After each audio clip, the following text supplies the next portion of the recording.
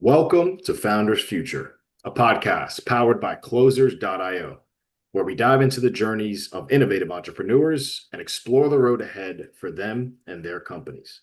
I'm your host, Jay Encarnacion, and in each episode, we uncover the stories behind impactful ventures, the challenges faced along the way, and the strategies driving their future growth. Today, we are thrilled to have Matt Marciante, the founder of Pretty Decent Marketing. Matt brings a unique blend of entrepreneurial experience from launching a footwear brand with Marciante and Company to raising over $10,000 for disaster relief through NYC Relief. Based in Dallas, Texas, Pretty Decent Marketing, founded in 2023, is redefining marketing with its anti-agency approach, focusing on holistic, sustainable strategies like email marketing, paid social, and site optimization. We'll be exploring his founding story, how his business empowers clients across diverse industries, and his vision for scaling this community-driven venture. So with that being said, let's dive right into it. Matt, welcome to Founders Future. Thanks so much. I appreciate it. Absolutely, man. A pleasure to have you on the show today, Matt. If we could start at the beginning for our listeners here, talk a bit about the specific problem that in the marketing landscape as a whole that really inspired you to start Pretty Decent Marketing.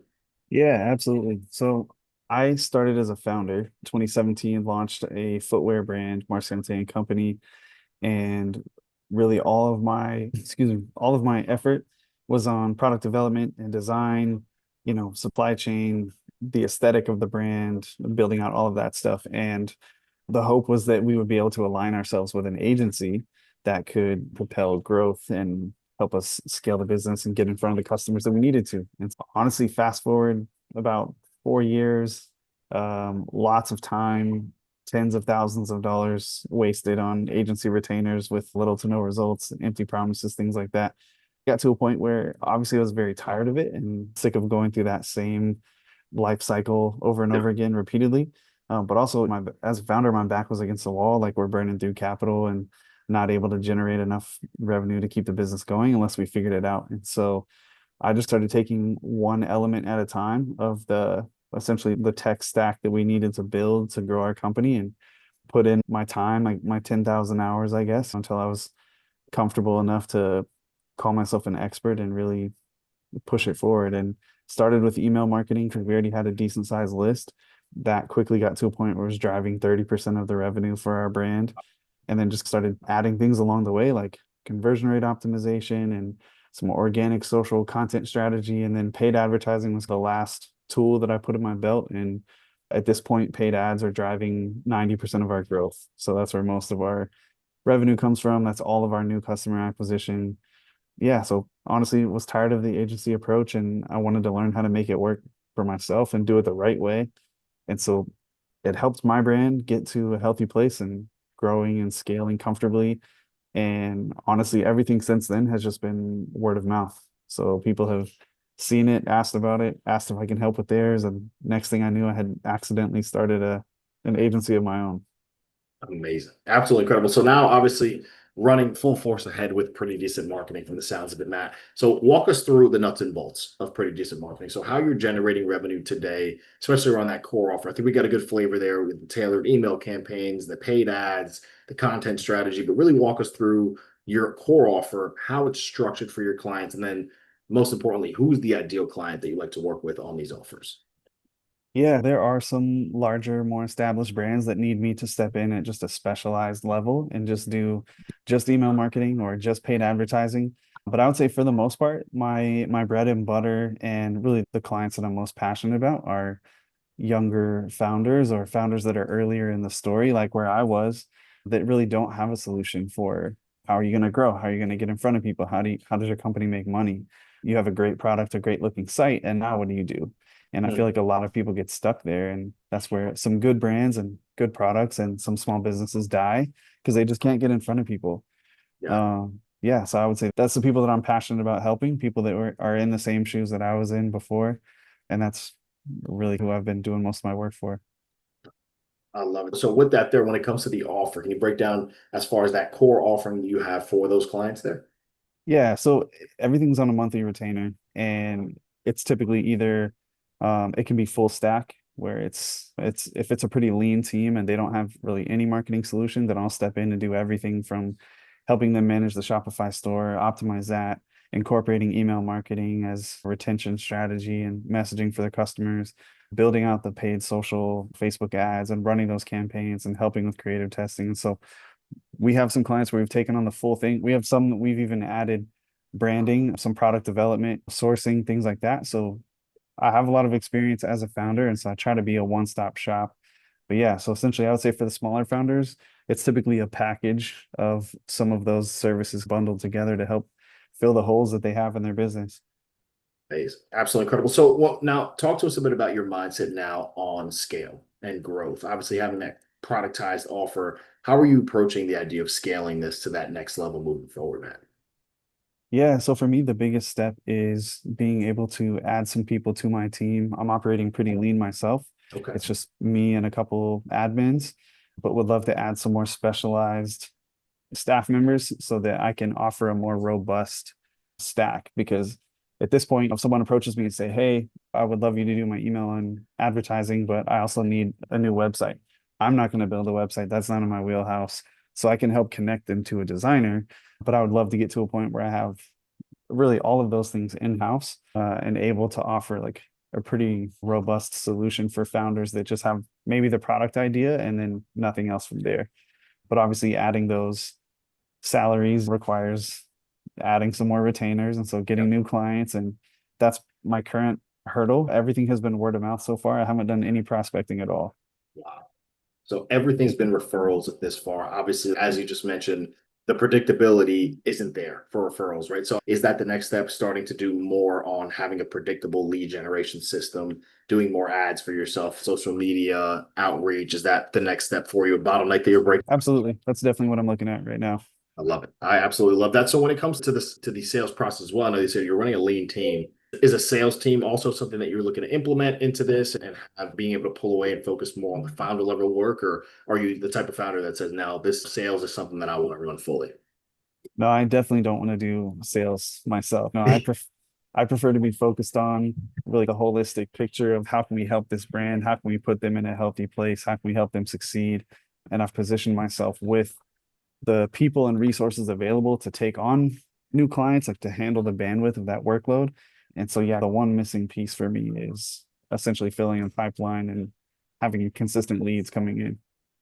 And I think that's the beauty and why I love being the host of the show, is because being able to really sit in pocket as a founder, speaking to you as a founder and say, hey, these are the gaps. This is what I need to do to fill those gaps. And so many listeners are in very similar situations. So incredible to hear that from you. Still seeing so much success from the referral side, but now to scale, to grow, it's really about putting those systems in place, bringing on that sales team and having that predictability on the lead flow. So just incredible. That's where the mind is right now. Walk us through, if you can, paint us the picture. What does the rest of this year look like for you, Matt, as far as that growth and scale and breaking through those bottlenecks that you mentioned? Walk us through what that looks like. What are you laser focused on? Yeah, so I think really the key time for us to acquire new clients is going to be the rest of the summer. Honestly, by the time we hit like end of September, it's going to be a little bit too late to do some heavy lifting as far as generating things for brands. Like fourth quarter, it's if you don't already have a strategy by the time you get there, then you're playing from behind, and that's the most important time of the year. Yeah, I would say essentially from now until the end of September, would love to add a handful of clients and really just hit the ground running, implementing what's already working for our existing clients and helping some more people build the business of their dreams, like going into this fourth quarter.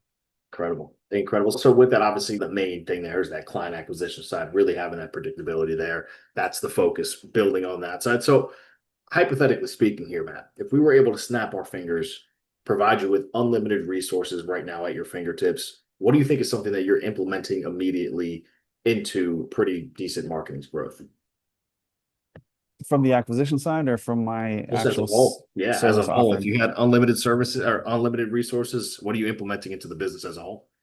Yeah, so I would say internally, it's really the creative functionality. So design, content creation, photo, video work, editing, copywriting, like all those things. Really, in a lot of ways, creative is the lifeblood of a marketing campaign and growing a business. And especially from an advertising standpoint, you churn through it pretty quickly. So there's a lot of turnover and there's need for a lot of volume. So absolutely, it would be adding additional creative capabilities and bandwidth to my team. Amazing. Absolutely incredible. I would love for you to address a couple of things here. And the first one's going to be more on the misconception side. Obviously, you've been in the space for a bit now. So, what's a common misconception that you've often heard about the marketing industry as a whole, especially around the value of that anti-agency approach or its sustainability? What's something there that you could address for us? Yeah, I would say the first thing that I typically run into with agencies, especially larger ones, is the idea that it takes 60 to 90 days of investing in this before you start to see any kind of fruit from it. I don't think that's true at all. We Mm, typically are seeing results almost immediately. The fastest I've seen is literally 20 minutes after we started a campaign, it generated its first sale. So, in my experience, what I've seen so far, typically asking for that 60 to 90-day window tells me that they are not super confident in their own abilities and they need that time to try to figure it out along the way on the customer's dime, which is really unfair. And especially if you get to the end of that time period and they still haven't figured it out, and now they've still collected a pretty hefty retainer for a few months, but yeah. the business owner is left with no results and now they're out a lot of money. So that's just not true at all. And that should be a big red flag for founders that hear that from an agency. Absolutely. Absolutely. With that there, how do you see the marketing industry as a whole now evolving in the coming years, especially with your holistic and sustainable approach and the rise of AI and technology and everywhere it's going? How are you positioning yourself to really take advantage of that evolution, Matt?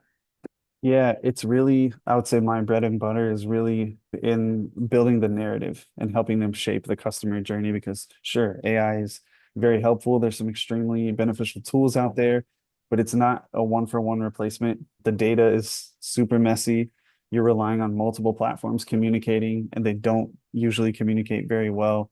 And so there is a lot of intuition that you have to have. There's sometimes you have to trust your gut. Like even if the data is telling you something different, you have to be able to test a theory without seeing it on paper. And so there's just some things that can't be replaced by AI. And I think, unfortunately, what's probably going to happen over the next couple of years is a lot of people become either over dependent on AI or their hopes get a little too high and they put all their eggs in that basket and then they end up disappointed later on. So hopefully people like myself that are able to take a look at multiple data points and tell the full story and help them kind of shape that path forward in a human way because you're trying to reach human customers, right? Hopefully it creates an opportunity for us to really step in and help some people grow their business. Absolutely incredible. So with that, I definitely want to take us into the lightning round here, man. Incredible hearing your perspective and your journey so far. And clearly you're going to be able to do some amazing things in the space. So truly, it's been an honor hearing from you so far. On this side, I would love to know about a tool or resource that you're utilizing, Matt, whether it's a marketing strategy, a community building insight, or an AI tool that you're using. What's been the biggest game changer for pretty decent marketing this far? Yeah, honestly, just the email service provider that I use, Klaviyo, is an extremely helpful tool because it sends your emails for you, but it's a customer data platform first. Mm, So it builds very robust personas and profiles around the customers that you have in your list, and you're able to take action on all of that data. And so you can see times they've visited the site, which specific emails they've opened, which specific products or services they looked at on your site. So it just gives you a lot of insight and information that you're able to take some actionable steps to really meet them where they are and to, if they have questions, answer those questions. If they're missing something, provide it for them. So it just does a lot of data gathering for you of some very high value information that you're able to use to the benefit of your business. amazing. And big for our listeners too. If you aren't using it, that sounds like an incredibly useful tool to really streamline processes and gather that information that's so crucial to be able to really have that personalized touch when Yeah. speaking with your clients. So, I mean, incredible tip on that front there, Matt. On this side, I would love to go to more on the advice side. Before we close out the show, what's the best piece of advice, Matt, that you have personally ever received about scaling a values driven business like you are Ooh, I would say two things. I'll say number one, trust your gut. now? And number two, you have to take risks. Honestly, scared money don't make money. That's true. You can't spend nothing and expect to see a return come back. That's just the reality of how this game works. Yeah, absolutely. Absolutely. And then last, certainly not least here, Matt, what is the best piece of advice that you can offer to our listeners tuning in, just heard your incredible journey on the successes that you've seen and will continue to see. what can you leave them with before we wrap up the show today? Yeah, I would say just take a chance. You're passionate about something, you have an idea, you have a dream for what it could become someday. If you just sit on that, nothing's going to happen. You have to take a chance. Love it. I absolutely love that. With that, right there, that is going to wrap up another inspiring episode of Founders Future. And Matt, truly can't thank you enough for coming on the show, sharing your incredible journey and your insights with us today. And as I mentioned, with your drive and your passion and just what you've been able to do so far, you're going to do some incredible things. So it was an honor and a pleasure having you on the show today, Matt. And to our listeners, if you enjoyed this episode, don't forget to subscribe to Founders Future wherever you listen to your favorite podcast.